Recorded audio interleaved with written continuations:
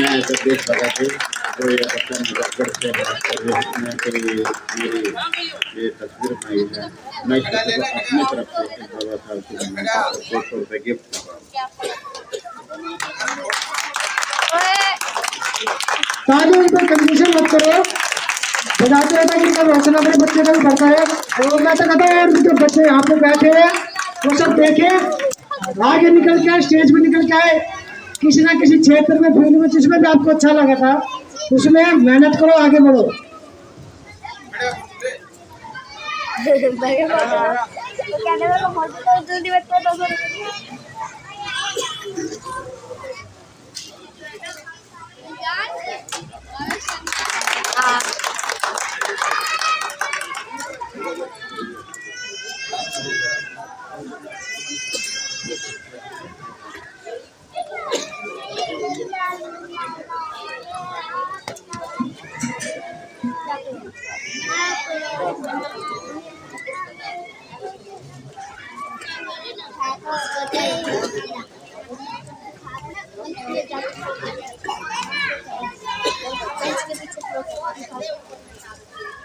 हाँ बेटा जरूर।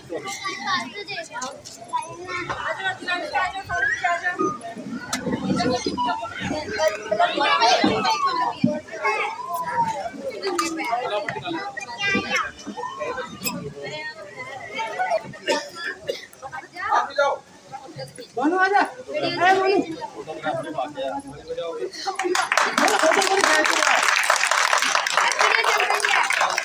हाँ ठीक है चल रही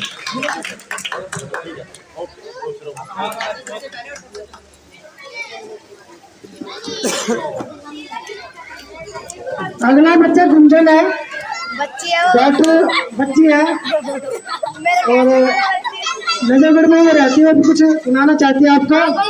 गुंजन कहाँ है? मेरा भी है। पीछे ही खड़ी।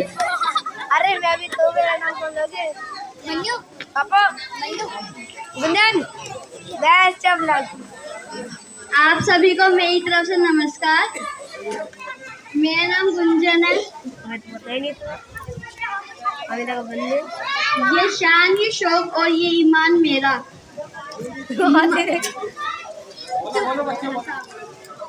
ये शान, ये शौक और ये ईमान न होता, ये शान, ये शौक और ये ईमान न होता, आज कोई इस देश में किसी का मेहमान नहीं होता।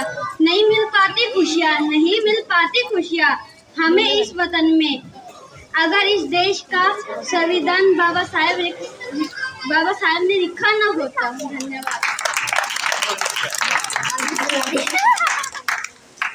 कहाँ जी आ जाओ दोबारा स्टेज पे। बच्चे को हौसला बढ़ा दो, जन्नत देंगे।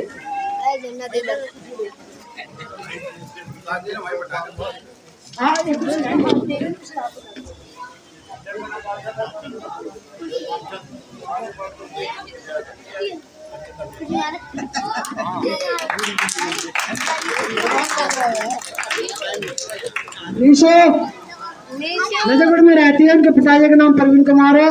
वो भी स्पीच सुना रही है इंग्लिश में। पापा पापा पापा मेरे पापा मेरा टन का जल्दी आए बेटा, भाग के आ जाते।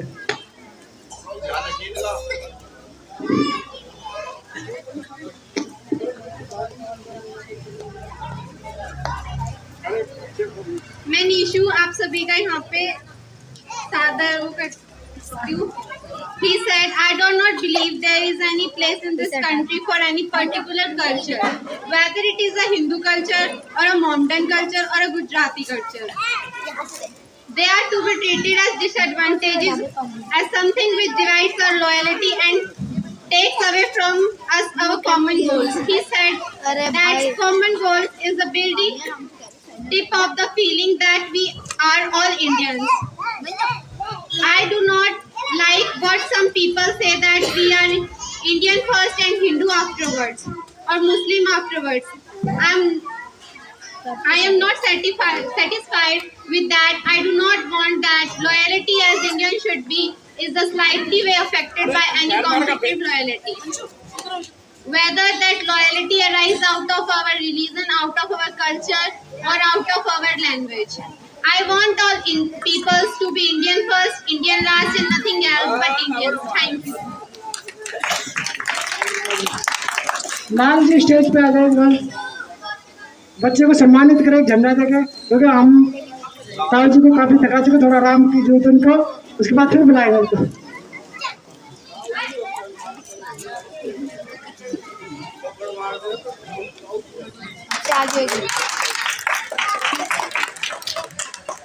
रोशनपुर गांव से एक प्रवक्ता हमारे अमित कुमार जी जो एडवोकेट है, दासू एडवोकेट है, वो मैं चाहूंगा कि स्टेज पे आए और बाबा साहब के ऊपर थोड़ी कानून की बातें हम लोगों को पता था कि हम भी पुलिस वालों से लड़ सके।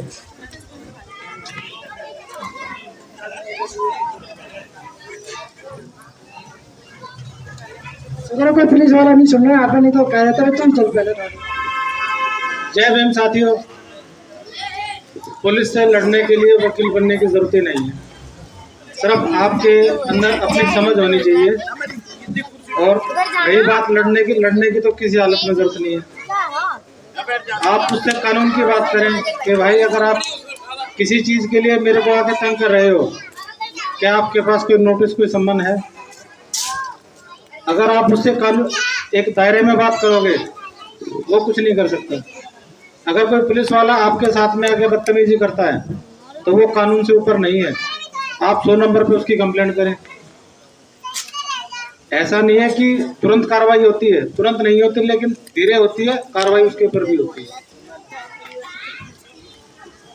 बाकी पुनिया साहब ने अगर बताया होता कि मुझे 2 शब्द कहने हैं तो मैं बाबा साहब के ऊपर थोड़ा शोध करके कुछ अच्छा सा तैयार करके लेके आता। अब इन्होंने एकदम से बोलने के लिए कहा है तो कोई नहीं बोलेंगे। यदि बाबा साहब ना होते तो शायद आज हम यहाँ ना बैठे होते।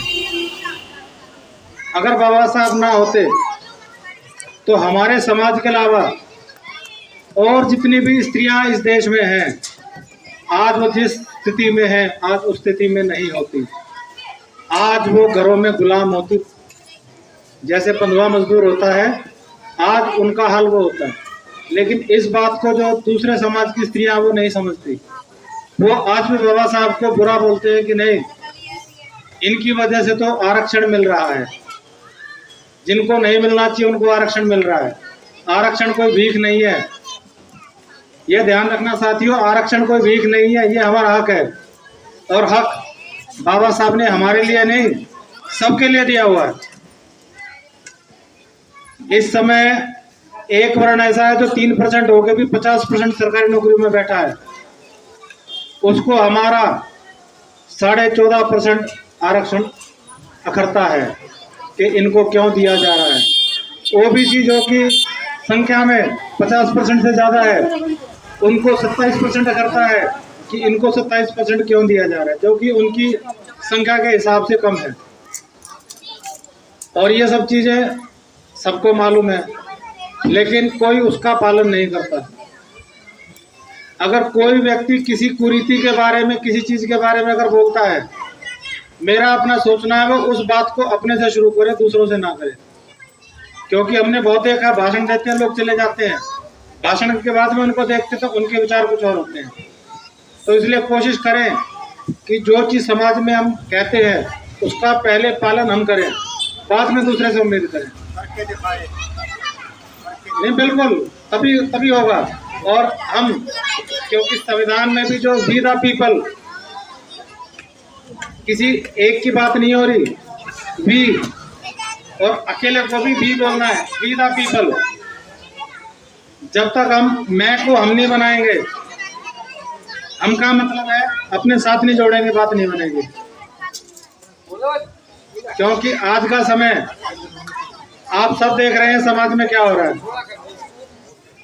और उसके पीछे कारण यही है जो भी प्रकाश जी ने बताया कि हमारा बहुजन समाज जागने लगा है। अब वो जागना कुछ लोगों को रास नहीं आ रहा, क्योंकि व्यवस्था ये है हमारी, हम लोग सबसे नीचे है शूद्र। अगर शूद्र जाग गया, ये स्थिति उल्टी हो जाएगी। जो अभी नीचे है सबसे, वो सबसे ऊपर हो जाएगा। इसी वजह से जो दूसरे लोग हैं उन लोगों को शूद्रों का जागना अच्छा नहीं लग रहा। हमारे अलावा जितने भी और ओबीसी आते हैं, जो भी आते हैं, सारे हमारे भाई हैं, कोई हमारा दुश्मन नहीं है। हम भी मीटिंगों में जाते हैं, उनको समझाते हैं, उनको भी समझ में आती चीजें को कहते हैं जी हमें तो पता ही नहीं था इस सब के बारे में। तो जाग सब रहा है। और जो मेन चीज है शिक्षा, बाबा साहब ने कहा था शिक्षा वो शेरनी का दूध है, जो इसको पिएगा वो दौड़ेगा। आप शिक्षित बनिए, और शिक्षित का मतलब खाली ये नहीं कि किताबी ज्ञान। शिक्षा का मतलब ये किताबें पढ़िए, लेकिन उसके साथ में सामाजिक ज्ञान भी आपको होना चाहिए, क्योंकि खाली किताबी पढ़ने से भी बात नहीं बनेगी। अगर व्यक्ति सामाजिक नहीं है, वो कितना भी पढ़ ले उसका कोई फायदा नहीं है। बाबा साहब ने कहा था शिक्षित बनो, संगठित हो और संघर्ष करो। अभी हम देखते हैं दुनिया भर के संगठन बने हुए हैं, सब अपने अपने डफली बजाने में लगे हुए हैं। अब अपने अपने डफली बहुत बजा ली, अब समय आ गया नगाड़ा बजाने का। अब उन डफलियों को नगाड़े बना दो और जितनी जोर से बजा सकते हो बजाओ। कारण कि अगर अभी नहीं इस बात को समझोगे तो समय निकल जाएगा फिर।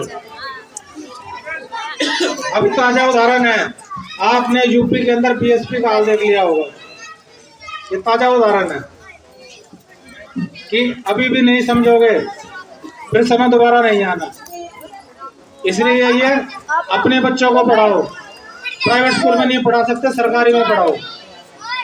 मैं तो जहाँ भी गांव देहात में जहाँ भी जाता हूँ उनसे ये कहता हूँ भाई चाहे एक टाइम रोटी खा लेना, लेकिन अपने बच्चों को पढ़ाओ जरूर। चाहे वो किसी कास्ट का, किसी कम्युनिटी का, किसी धर्म का है, अगर उसका बच्चा नहीं पढ़ेगा वो कुछ नहीं कर सकता। अगर पढ़ा लिखा होगा, अगर वो कुछ कार्य भी करेगा तो वो ढंग का कार्य करेगा, उसके अंदर कोई गलत काम नहीं करेगा। और मेन यही है कि अपना एक भाईचारा कायम करो, जितना भाईचारे को बढ़ा सकते हो बढ़ाओ। बाकी रही जो कानूनी बातें भी सब कोडिफाइड है, कुछ अलग से कुछ नहीं है, सब व्यक्ति की समझ है। वो समझ की वो चीजें हैं कि जो एक लिख दी गई हैं, कोर्ट उससे बाहर जाने की कोशिश नहीं करते। लेकिन कुछ जगह हमने देखा है कि जजेस भी जो हैं अपने मन मुताबिक फैसला देते हैं, कानून के हिसाब से नहीं दे रहे आज की तारीख में। क्योंकि समय ऐसा आ गया है कि जो संविधान एक इंसान से लेके पृथ्वी को, आसमान को, हवा को, बिजली, पानी, हमारे देश के अंदर जो भी चीजें हैं, चाहे वो जीवित है चाहे वो कोई वस्तु है, हर चीज के लिए संविधान ने उसके लिए दिया हुआ है कि ये चीजें ऐसे चलेंगी, ये चीजें ऐसी चलेंगी। लेकिन उनका सही मायने में पालन नहीं हो रहा। पालन इसलिए नहीं हो रहा क्योंकि लोग बाग जागरूक नहीं है। कोशिश करो अपने बच्चों को संविधान पढ़ाओ। अगर संविधान पढ़ जाएंगे उनको किसी चीज की जरूरत नहीं रहेगी। उसमें सब कुछ लिखा हुआ, किसका क्या राइट है, अगर कोई किसी तरह तंग करता है उसका कहाँ क्या राइट है, पूरे का पूरा संविधान में दिया हुआ है और डिटेल में दिया हुआ है। अगर किसी को इंग्लिश में समझ में नहीं आता, उसकी हिंदी कॉपी भी अवेलेबल है। अगर किसी को चाहिए हो, बसंतपुर में मेरा रेजिडेंस है, जो भी कंसेशनल रेट पे जो होगा वो उनको अवेलेबल करा दिया जाए। बाकी ज़्यादा ना क्या, क्योंकि मैं लेट आया हूँ, मेरे से पहले कई लोग बता चुके होंगे। बाकी अगर बात वही है, मैं अभी से खत्म करूँगा। जैसे बाबा साहब ना होते तो आज हम यहाँ ना होते। जय भीम, जय संविधान। बहुत ही बढ़िया विचार रखे अमित कुमार जी ने, जो अडेकेटा पोषणपुर गाँव में रहते हैं और अक्सर मंचों पे बोलते रहते हैं। बहुत ही अच्छे विचार है इनके, सोच अच्छे, जो बहुजन समाज के लिए काम कर रहे हैं। बाबा साहब के विचारों पे चल रहे हैं। हर व्यक्ति को, हर इंसान को, हर बच्चे को, हर लेडीज को, हर सबको बाबा साहब की विचारधारा अपनानी चाहिए और उनके बताए रास्ते पर चलना चाहिए। उन्होंने लिखा हुआ है कि मेरी जय जयकार करने से अच्छा मेरे बताए रास्ते पर चलो, तो चलो मैं रास्ते पर शादी करूँ। तो मैं आगे बुलाना चाहूँगा दिवांशु को, जो 8वीं क्लास का बच्चा। एक बुद्ध का संदेश, क्या संदेश है सुनो आप। मेरा नाम दिव्यांशु है और मैं आपके क्लास में पढ़ता हूँ। परम पूजनीय भारत रत्न संविधान निर्माता बाबा साहेब डॉक्टर भीमराव अम्बेडकर के चरणों में नमन करता हूँ। किसी बात को सिर्फ इसलिए मत मानो कि यह सदियों से होती आई है, परंपरा है, यह सुनने में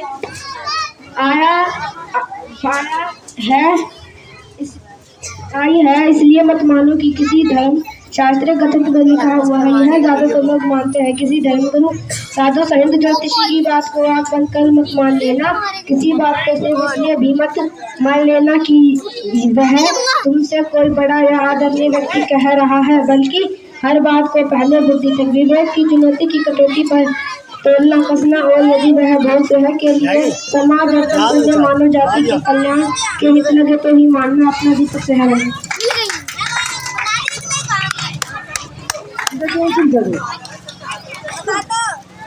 हम अपने चालू भाई को प्रधानता रूप सिंह सोनिया जी को फिर देना चाहेंगे कि आए और दिव्यांशु को झंडा देके उसका हौसला बढ़ाए।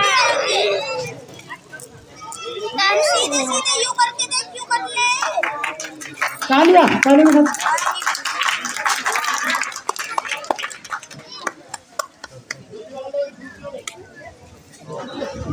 जिन जिन बच्चों ने स्टेज पे बोला वो यहीं पे रहना, कहीं मत जाना। उनके लिए गिफ्ट भी तैयार है, अभी यहीं पे बैठना, घर कोई नहीं जाना। जिन जिन बच्चों ने स्टेज पे बोला, अगर अब कोई बच्चा अपनी मर्जी से यहाँ पे आकर दो सब परिवार के ऊपर बोलना चाहे, बाबा साहब के ऊपर, अम्बेडकर के ऊपर बोलना चाहे, या कोई कविता सुनाना चाहे, कोई गाना सुनाना चाहे, आ जाए। तो यहाँ बच्चा तो बोलना चाहता भी, छोटा बच्चा।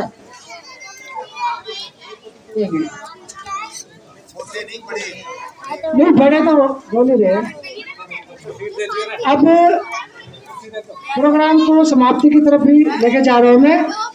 उससे पहले मैं थोड़ा सा अपने विचार में चलूँ। उसके बाद जो है हमारे चीफ गेस्ट थे बंडवाला कला से जगदीश भगत जी, मेहरा जी जगदीश मेहरा जी है, और वो इलेक्शन की भी तैयारी कर रहे हैं। इनको सामाजिक काम में आने एक ही महीना पहले आएंगे, वो गलत नहीं बोल रहा, एक ही महीना पहले आए ना सामाजिक कामों में। पढ़े लिखे ज़्यादा नहीं है, लेकिन पढ़े लिखे को भी फेल कर दिया सामाजिक काम में, जो आगे बढ़ के आया।